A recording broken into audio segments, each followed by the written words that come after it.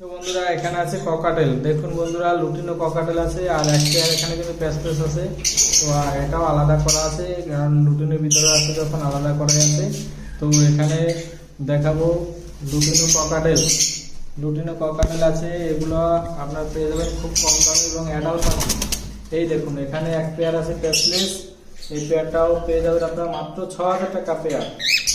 প্যাসলেস, white প্যাসলেস, লাল চোখ, দেখুন লাল চোখ আমি দেখাচ্ছি, এগুলো পেয়ে যাবেন মাত্র ৬,০০০ টাকা পেয়ার।